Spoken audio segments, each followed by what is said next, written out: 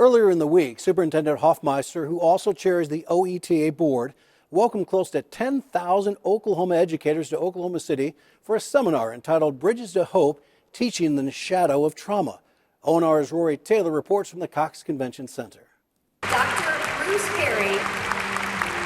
We have been so privileged to bring in internationally renowned expert, Dr. Bruce Perry, to speak heart to heart with our teachers and talk about the science behind trauma and how it impacts learning and the practical nature of what teachers can do in classrooms, recognizing that the world outside the classroom impacts the world inside the classroom. Dr. Perry is the leading developer of the neurosequential model, which seeks to identify and treat childhood trauma. The good thing about that is that these principles really are applicable across the board. They're useful for children who haven't been impacted by trauma as well.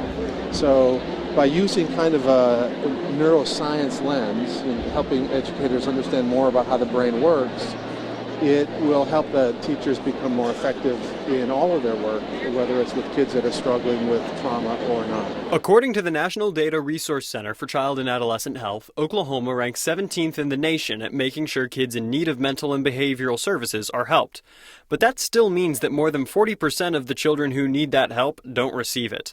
That's significant because the number of Oklahoma children who have one or more adverse childhood experiences, or ACEs, is 10% higher than the national average. Oklahoma has more childhood adverse experiences for the students in Oklahoma than nearly any other state. More than really you can understand. When divorce is part of that, having a parent who is incarcerated, many of the conditions that come from untreated addiction and mental health needs, and these are all part of what lead to trauma in the lives of children. And that's going to have an impact on our kids. And teachers see that impact. Jana Harrison teaches drama at Northwest Classen High School in Oklahoma City. What I see with a lot of the kids right now is that they struggle to show their emotions. They have a lot of protection when they're in high school, and they don't want to take risks, especially in front of other people. But it's my goal to get them to try and stand up and interact in a professional world, in a real world where they have to speak in front of people. And right now, a lot of my kids are scared to do even really simple tasks. So I'm hoping that after the event, we'll get some more tips or strategies about how to help the kids feel safe in my classroom, safe enough to stand up and express themselves.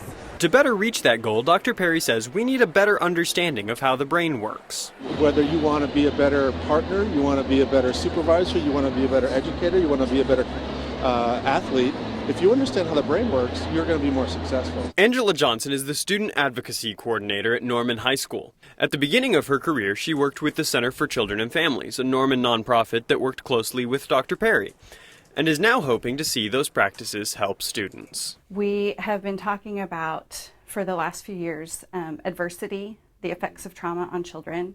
We've been talking about the prefrontal cortex, or maybe the upstairs brain and the downstairs brain. The upstairs brain, where learning and reasoning occur, cannot function properly if the downstairs brain, which handles basic needs like food and safety, is not getting what it needs. All teachers know children have to have their basic needs met in order to be able to think logically and to reason.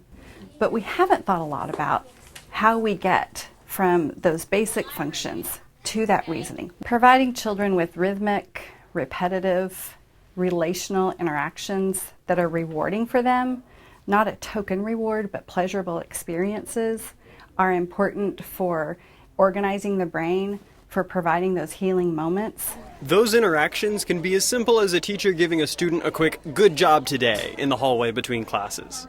The emphasis is on frequency more than extended therapy sessions. Meaningful experiences to change the brain and to help organize the brain don't happen in 45 minutes a week in therapy.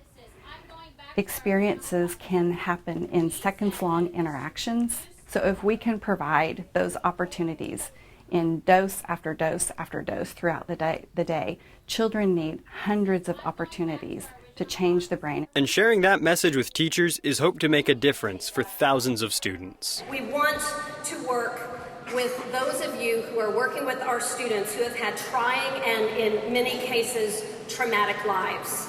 I have to say this is a real testament to the work that's been going on in this state, that you can get 10,000 people that'll come in on their day off and spend hours listening to somebody talk about the brain and children. And I think it really speaks to the dedication of the educators in this state, that that's what they would do. Rory Taylor, The Oklahoma News Report. And that conference was also available to educators via a streaming feed, and many schools followed up the seminar with their own training sessions.